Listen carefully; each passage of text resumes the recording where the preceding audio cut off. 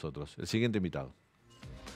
Se trata de Emiliano Anselmi, economista, máster en finanzas, team leader de macroeconomía en PPI y además fanático de Independiente. ¿Qué haces, Emi? Dani, ¿cómo estás? Gracias por la invitación. Bueno, 90%, una consultora. Anualizado, LSG. LSG, Ricardo López Murphy dijo que podía estar en 100. ¿Cómo lo ves vos? Sí, creo que podemos irnos tranquilamente a 90, 95 a fin de año, en diciembre. Pero lo que me preocupa más, en diciembre vos estás viendo la película los últimos 12 meses. Lo que me preocupa más es la velocidad actual. Como vos hablabas, si en junio nos vamos a un 7%, si esa inflación de 7% se repitiera todos los meses... Algunos dicen ojalá sea el 7. Ojalá sea 7. Porque puede ser mucho más alto. Exactamente. Lo que los economistas llamamos anualizar, que es repetir las 7 todos los meses, eso te da 125%. Si hablamos de 8, te da 152% anualizado. Recemos porque sea 7 y lo que me preocupa mucho es lo que va a venir. Hay que tener en cuenta que en junio el Banco Central emitió 2 puntos del PBI. Emitió en junio y los primeros días de julio equivale más que la emisión de la pandemia. Coincidís con lo que decía López Murphy recién, que se le fueron las cuentas de las manos a Guzmán en junio. Era un poco lo que decía... Se le fue las cuentas en junio y se desplomó el mercado de deuda en pesos y el Banco Central salió de prestamista de última instancia a rescatar, a emitir como si fuera Jerome Powell de la Reserva Federal, pero con los pesos que nadie quiere. Emitió 2 puntos del PBI, es más que en la pandemia, más que en el plan Platita. Y bueno, esos 2 puntos del PBI no los vamos a ver ahora, los vamos a ver en 6 meses, porque hay un lag, un rezago de la política monetaria. No nos extrañemos cuando estemos en enero, en el verano, y la inflación esté en 8% mensual a una velocidad crucero. Emiliano, vos estamos hablando de la inflación, digamos, de lo alta que puede estar de acá a fin de año. Estamos hablando de casi que podría llegar a 3 dígitos, ¿no?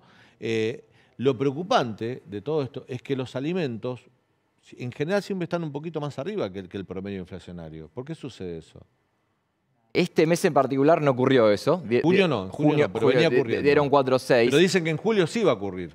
Sí, pues, en julio nos dijo acá... En junio lo que tuviste es que tuviste muchos aumentos de precios regulados, como son la salud, el gas, la electricidad. Entonces no pasó eso. La semana pasada el presidente de la Federación Argentina de Almaceneros nos dijo que para ellos la inflación en cuanto a los productos que ellos comercializan, de almacén, alimentos, puede estar entre 8 y 10 puntos. Es altísimo.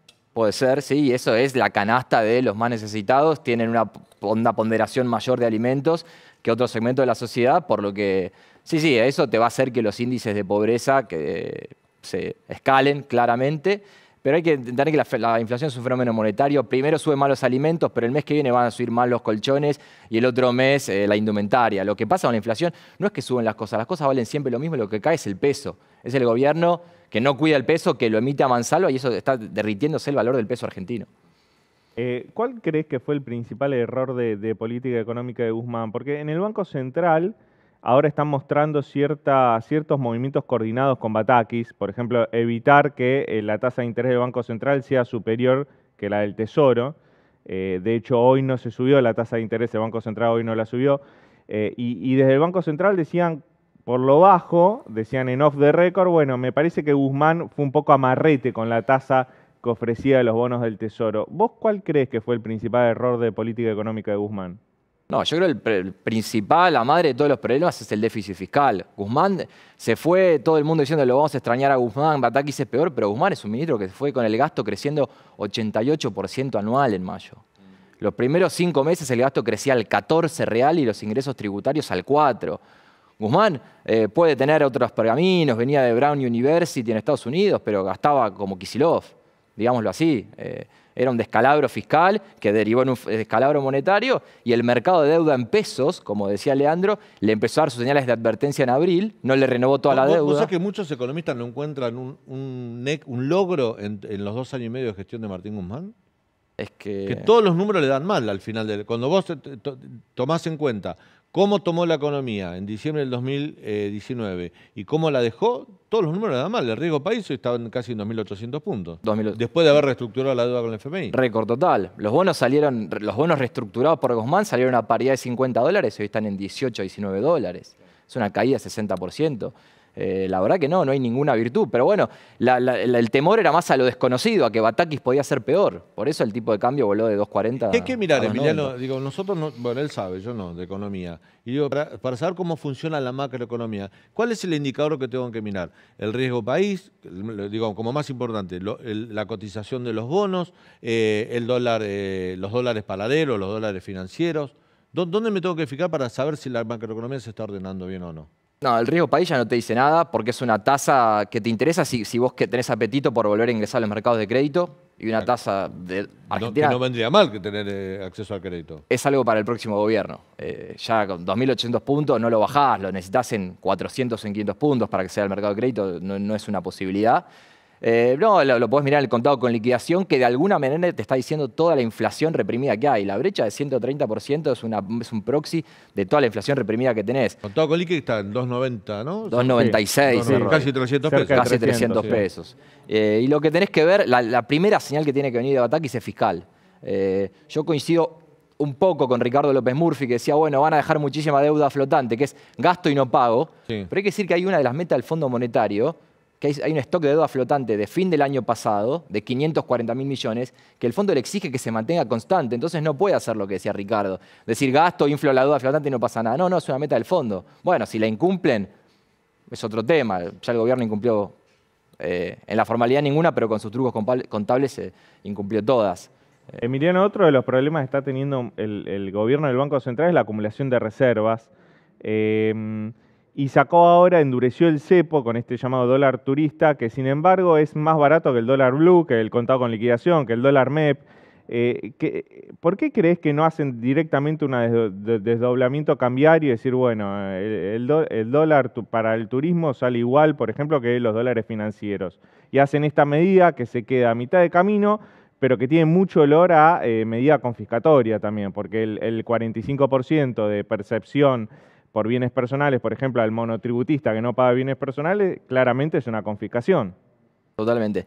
No, yo creo que el gobierno, hay que tener en cuenta una cosa, tiene miedo que si le manda toda la demanda del dólar turista al MEP, sin mandarle ninguna oferta, son 550 millones de dólares mensuales. Ponerle que si a 300 no todo el mundo va a querer viajar, pero serían 300 millones de dólares mensuales que le mandás a un mercado de arriba sin oferta. Eso te va a hacer que el MEP escale más y suba a 350 pesos, te va a ampliar más la brecha con el oficial, 180, 170%, y eso te incrementa las presiones evaluatorias. Yo creo que el gobierno entiende eso y dice, no, me puedo comprar un problema, puede ser peor el remedio que la enfermedad, mandar al MEP, mandar una demanda sin oferta a ese mercado. Emiliano, recién hablamos con López Murphy el tema, bueno, la demanda social, ¿no? El salario básico universal, los bonos, y uno dice, no hay plata, no se puede emitir más, pero también hay una realidad que los jubilados están cobrando 37.000 pesos, ya están por debajo del nivel de indigencia, de lo mínimo. Los planes sociales, hay toda una pelea entre los intendentes peronistas y los movimientos sociales por el plan Potenciar Trabajo. Son 23.000 pesos por mes, es un paliativo, no le soluciona la vida a nadie. Y cada vez es menos lo que te alcanza. O sea, son planes sociales que tampoco sirven para contener la bronca. Ni siquiera el salario formal sirve para contener la bronca. ¿Qué hay que hacer ante esta situación? Hay que seguir emitiendo para poder seguir poniendo plata al bolsillo de la gente, porque también te compras si cortás ese chorro, tenés un conflicto social que no lo podés parar. Sí, si me preguntás dónde hay que ajustar el gasto, la segmentación de tarifas es un no ajuste del gasto. Si la segmentación de tarifas se lleva a cabo, lo dijeron los mismos funcionarios este año, si lo hacían desde el principio de año se iban a ahorrar 100.000 millones de pesos. Eso es 0,1 del PBI. No es nada, claro. O sea, es una no discusión la segmentación de tarifas. Armaron todo un lío con Guzmán, con los Federicos, todo por 0,1 del PBI en el año entero. O sea, en todo el mundo se subsidia al revés. ¿Y dónde tenés que ajustar el gasto? Si no lo haces en la ayuda social, en la segmentación de tarifas, que tarifas era un tema que decía, bueno, si vos no aumentás las tarifas, aumentás el déficit fiscal. Vos decís, esta segmentación no sirve. ¿Cómo habría que hacer? Otra segmentación totalmente distinta. En todo el resto del mundo van a buscar al necesitado. Acá estamos buscando al rico para cobrarle. Acá hay que ir a buscar al que más lo necesita, no subsidiar a nadie y que vengan a pedirme el subsidio, ya hay una base de tarifa social, y que vengan a pedirme el subsidio los que lo necesitan. Hay que hacerlo al revés. Acá estamos vamos a buscar al 10% de ricos para que paguen un poquito más. No es un poquito, es bastante más. Y una medida que algunos gobiernos la han tomado en épocas de achicar el gasto, poner el freno en la obra pública. Ese es el ajustador principal. En cualquier provincia rápidamente dicen se frena la obra pública. Cortamos la obra pública y no gastamos por ahí. Mira, es bastante. La obra pública son 2 puntos del PBI. Y el salario universal básico, que no soy defensor de eso, también son 2 puntos del PBI. Podría cortarse la obra pública, pero Cristina en sus cartas siempre sale a hablar de la obra pública, de sus grandes... ¿Y qué tenemos obras grandes? La represa de... Bueno, el gasoducto, que es fundamental, que es una obra que el gobierno denominó estratégica y que quiere tener lista y que a ver si lo logra para julio del año que viene. No estoy pidiendo que corte con la obra pública, digo, pero una salida que se sienta menos en un momento tan difícil para la economía, ¿no? Los subsidios al transporte son 0,7 del PBI. ¿Tiene lógica que esté clavado el boleto colectivo en Buenos Aires hace 3 años en 15 pesos? ¿Tiene alguna lógica? Sí, pero en el interior no pagan 15 pesos, ¿eh? No, pero el subsidio concentrado está en el AMBA, por algo es, donde más viajes hay, y el 90% del subsidio se destina al AMBA. Y el gasto de la política, el que se habla siempre, que la gente, digo, yo no sé si mueve o no el amperímetro, pero la gente dice, y los asesores, los choferes, los autos, el gasto de la política... No mueve.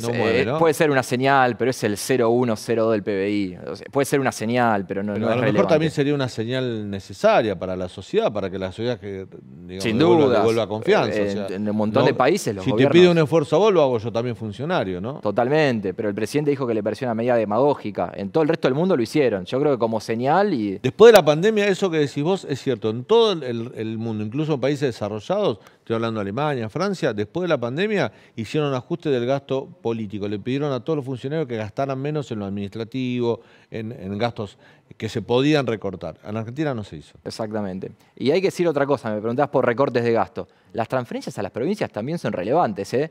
Porque en el fondo está todo de la nación y la caja que manejen con esa política del látigo, del castigo, esta provincia se porta bien, le mandan una transferencia que son totalmente discrecionales. No son las de coparticipación, son las de te doy las que tengo ganas. Le doy a mi amigo y a mi enemigo nada. Eso también es otro lugar para cortar. La última, acá me van a matar.